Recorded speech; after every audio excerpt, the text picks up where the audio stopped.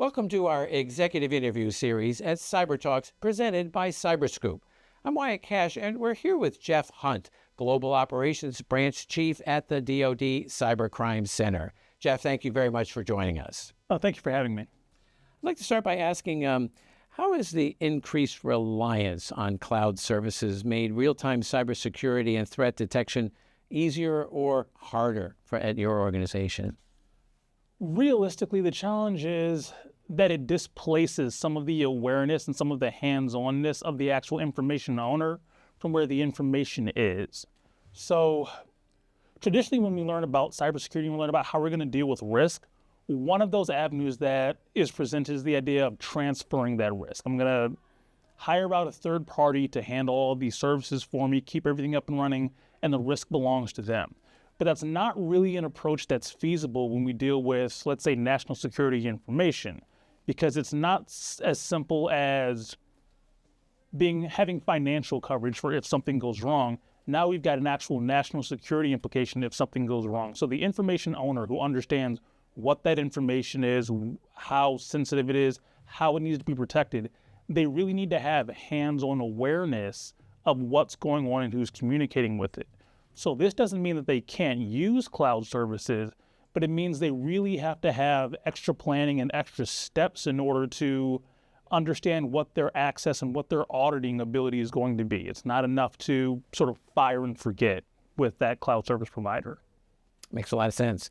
And then looking at the current threat landscape, what specific vulnerabilities or attack vectors are you most concerned about, particularly relative to critical infrastructure? And can you talk a little bit about what countermeasures you're prioritizing to address that? The challenge that really concerns us most is just the breadth of the defense industrial base and the breadth of the supporters to critical infrastructure. So when we think about the defense industrial base, a lot of the public has a habit of thinking of maybe 5 or 6 big name companies that we've all heard of.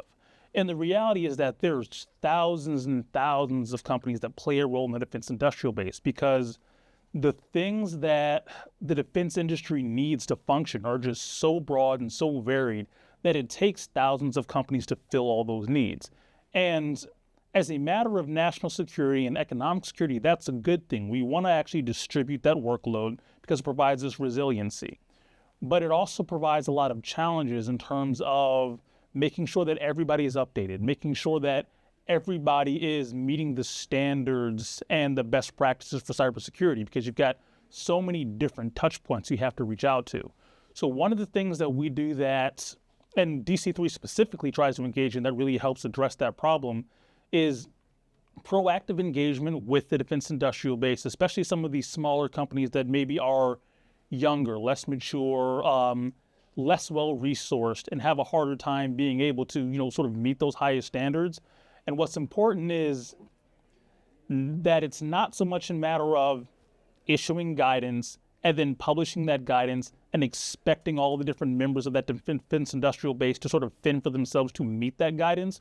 But it's about proactively reaching out to them and looking at how can we support you? How can we help you? What can we provide you or train you on that will help raise you to the level that we would like you to be at? And also, how can we appropriately tailor what these requirements are going to be to make them achievable for a broad range of defense industry partners? Not an easy task given the diversity of that, I'm sure. Absolutely. Well, Jeff Hunt, thank you so much for joining us here at Cyber Talks. Thank you for having me.